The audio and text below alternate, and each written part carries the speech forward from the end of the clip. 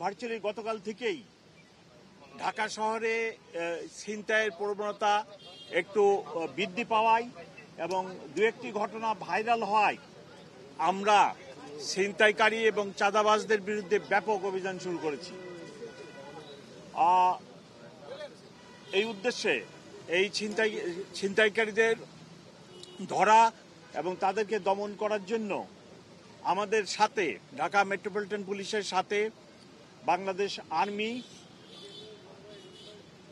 RAB, APBN, ATU সকল agency আমরা এক জায়গায় যৌথভাবে এই অভিযান পরিচালনা করছি।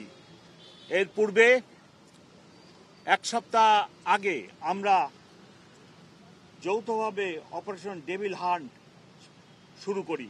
সেখানেও আমরা অনেক চিহ্নিত ক্রিমিনালদেরকে ধরে কোর্টে সোপর্দ করেছি। আজকে থেকে যে অভিযান পরিচালিত হচ্ছে এই সকল এজেন্সি মিলায়ে এটার প্রধান উদ্দেশ্য ছিনতাইকারীদের দমন করা। আপনারা জানেন এই ছিনতাইকারীরা অধিকাংশই 15 থেকে 20-22 বছরের বয়সের। সেই জন্য বাংলাদেশ সেনাবাহিনী এবং মেট্রোপলিটন পুলিশ বিভিন্ন জায়গায় ব্লক রেড করছে। আজকেও মোহাম্মদপুর আদাবর এলাকায় ব্লক রেড করা হয়েছে এবং আগামীতেও আমরা ব্লক রেড অব্যাহত রাখব। আমরা চিহ্নিত সন্ত্রাসীদের তালিকা করে সেই তালিকা মোতাবেক আমাদের অভিযান পরিচালনা করছি। এক্ষেত্রে কোনোভাবেই ভুল বোঝাবুঝির সুযোগ নেই যে আমরা যে কোনো মানুষকে অ্যারেস্ট করে থানায় নিয়ে কোর্টে সোপর্দ করতেছি। আমাদের চিহ্নিত ছিনতাইকারী আছে, আমরা তাদেরকেই শুধু অ্যারেস্ট করব। আমরা বাংলাদেশ সেনাবাহিনীর সাহায্যে সহযোগিতায় ঢাকা শহরে মোট 65টি চেকপোস্ট পরিচালনা করছি। তার একটি এখানে এই চেকপোস্টগুলি আমরা স্থাপন করে চিহ্নিত বা সন্দিগ্ধ মোটরসাইকেল এবং অন্যান্য গাড়ি যারা ব্যবহার করে ছিনতাই করে তাদেরকে অনুসন্ধান চেক করতেছি এবং একটা ব্যালেন্স যাতে এই ছিনতাইকারীরা ধরা পড়ে সেই লক্ষ্যে কাজ করে যাচ্ছি। আমার সাথে বাংলাদেশ আর্মির কর্নেল সাহেব আছেন এবং আমার ডাইনে র্যাবের সিও সাহেবও আছেন। আজকেও বাংলাদেশ আর্মি এবং র্যাব মিলায়ে আপনার মোহাম্মদপুরের নাম ঢাকা উদ্যান আদাবর থেকে চিহ্নিত সন্ত্রাসী টঙ্গা বাবু, তাকেও অ্যারেস্ট করা হয়েছে, মোহাম্মদপুর থানায় আছে। এর আগে আমরা কবজি কাটা আনোয়ার, তাকেও অ্যারেস্ট করছি। র্যাব এবং আর্মি, বাংলাদেশ আর্মির সহযোগিতায় তাদেরকেও আমরা অ্যারেস্ট করছি। এরকম চিহ্নিত যেসব সন্ত্রাসী আছে তাদেরকে আমরা এই অভিযানের মাধ্যমে আটক করব। তবে সকল ক্ষেত্রেই ঢাকাবাসীর সাহায্য সহযোগিতা এবং আপনাদের সাহায্য সহযোগিতা একান্তই কাম্য। এখন আমি অনুরোধ করব আমার বামে বাংলাদেশ আর্মির যিনি অফিসার আছেন এবং ওনারা বলুক, পরে প্রশ্নের উত্তর দিচ্ছি। ওনাদের যদি কোনো পয়েন্ট থাকে ওনারা দুজন বলুক, তারপরে আপনাদের প্রশ্নের উত্তর দিব। এবং আমাদের দুজন মাননীয় উপদেষ্টা আমার পিছনে অপেক্ষা করতেছেন, ওনারাও এক দুইটা কথা বলবেন, বলে শেষ করবেন। Thank you.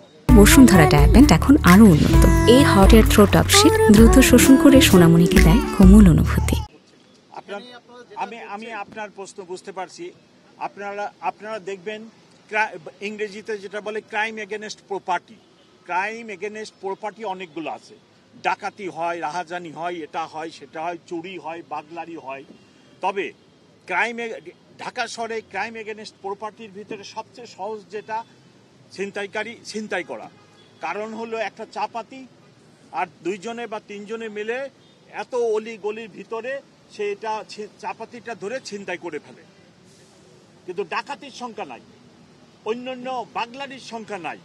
কারণ ক্রাইম এগেনস্ট প্রপার্টি বা এই যে মাদকাসক্ত এইসব ছেলে পেলে এরা সহসাই একজন থেকে এই কাজটা করতে পারে, যার ফলে সমস্ত ক্রিমিনালদের এখন কাজ হচ্ছে ছিনতাইয়ে নিয়োজিত হওয়া।